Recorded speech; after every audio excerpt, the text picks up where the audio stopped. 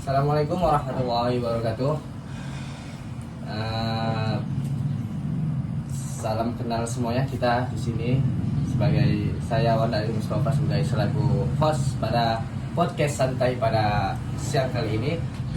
Oke, sini kita akan membahas tentang fantasi sedarah. Sebelum itu kita akan memanggilkan para narasumber yang baik dan hebat maupun ganteng. Oke, kita panggilkan narasumber kita.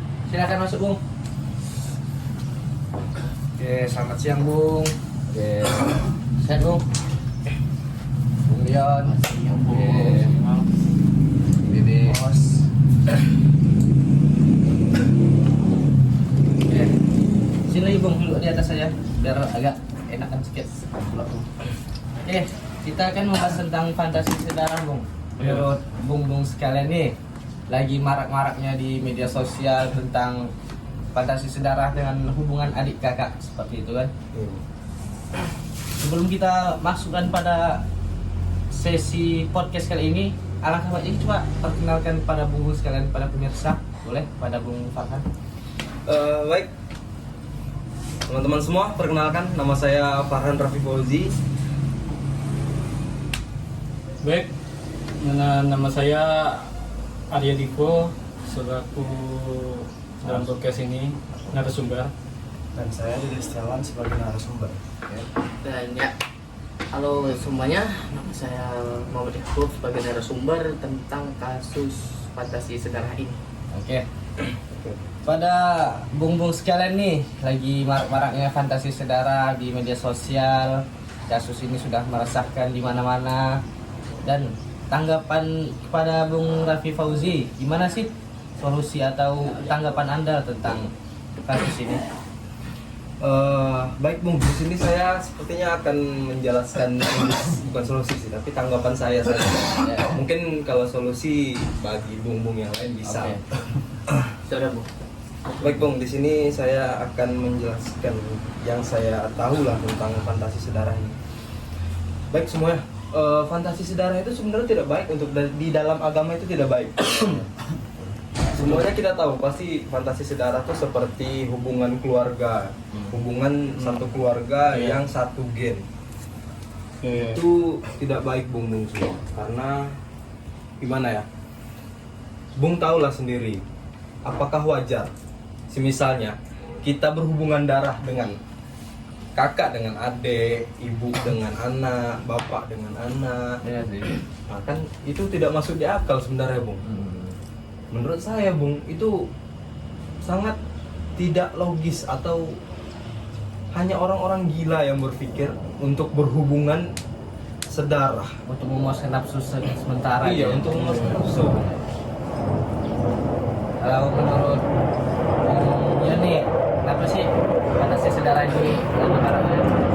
Ya, saya setuju dengan Ya. pendapatnya juga valid yang bisa kita, karena gini. Pendapat saya gini, kalau misalnya cuma sekedar hawa nafsu kalau ke anak atau kakak atau keluarga lain itu pasti akan merusak genetik anaknya apa segala macam, itu akan merusak segalanya.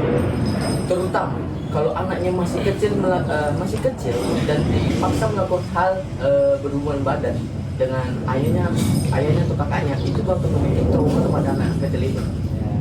Dan saya juga berpendapat begini, setidaknya kalau misalnya fantasi sedarah ini bisa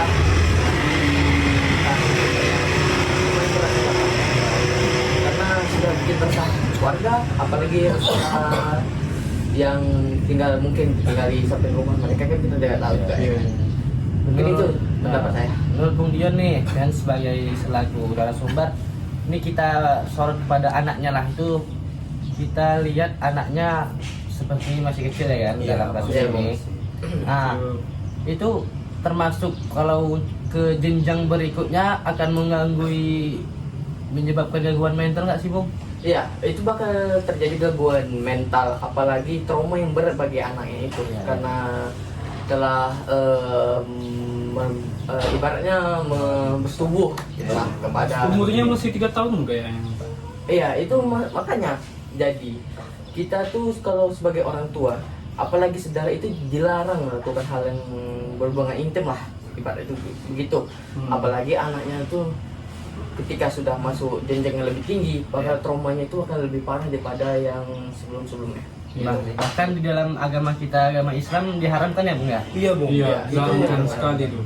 sangat tidak baik Bung, sangat tidak bermoral Bung. Maaf ya, saya agak-agak jadi sedikit nih Bung. Menurut Bung Arya Divo nih, gimana sih tanggapan Anda tentang fantasi saudara yang lagi marak ini? Menurut saya sih fantasi saudara ini sangat tidak masuk dalam akal lah ya.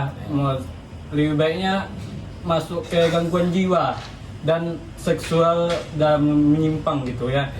Karena ini nih dalam pidana pemerintah dilarang karena mengganggu catatan keturunan Ya. keluarganya dan masyarakat lainnya yang tidak baik untuk diri. Dan menurut saya sih pendapat Bung Farhan sama Bung Dion sih masuk akal semuanya, karena ya itu tidak baik dan menyimpang gitu. Menurut Bung Arya Divo nih, itu jatuhnya ke hukum keluarga kah atau adat apa ke pidana sih Bung? Itu masuknya tuh di dalam hukum pidana sih Bung. Kalau tidak jelas penyimpangan seksual ini itu bisa dipenjara. Kalau dihukum mati sih menurut saya sih tidak bisa karena dilindungi oleh HAM. Oleh karena itu ya masuk penjara atau masuk ke rumah sakit jiwa untuk direhabilitasi. Itu. Maaf Bung, sepertinya saya agak kurang sama pendapatmu. Gimana tuh? Karena gimana ya? Setidaknya mereka memang harus dihukum Bung. Karena untuk memberikan efek jerah. Kalau hukuman mati itu ya mungkin Bung tadi sempat bilang hukuman mati itu tidak pantas ya. Iya. Karena gimana ya Bung, menurut saya juga tidak pantas di pertama. Itu di pertama dia melakukan itu. Apa kalau misalnya dia masih pertama lah ibaratnya ya kan melakukan itu, bolehlah kita kasih dia kayak efek jerah aja. Kayak di penjara 8 tahun atau sampai 10 tahun. Iya. Atau sampai 10 lah. Saya potong. Oke. Awalnya kalau masuk penjara membuat dia jerah, kasih kayak minimal 2 tahunan lah untuk masuk penjara bawa jerah. Kalau masih juga kan sudah dikeluarin dia kan, terus dia masih melakukan hal yang sama lagi, mungkin dia akan dinaikkan lagi masa. Oh maaf Bung, kalau seperti itu saya kurang setuju sih Bung. Pendapat saya kita langsung kasih di 8 tahun penjara atau 10 tahun. Kalau misalnya dia keluar dari penjara masih melakukan itu juga,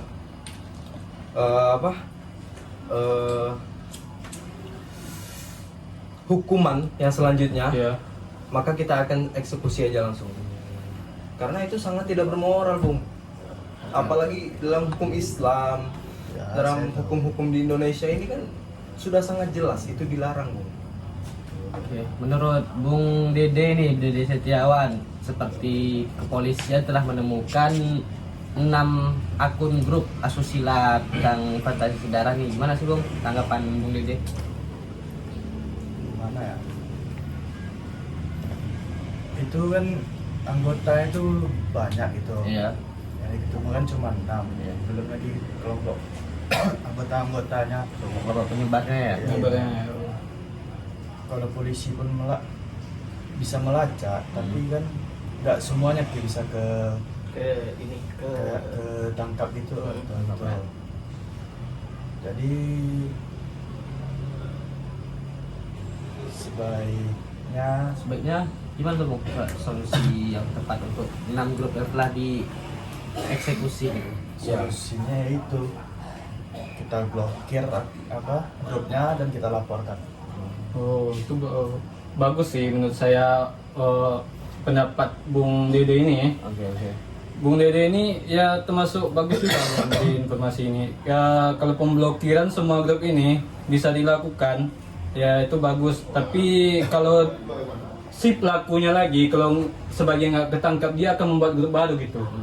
Nah, tuh gimana pendapat Bung Farhan soal itu?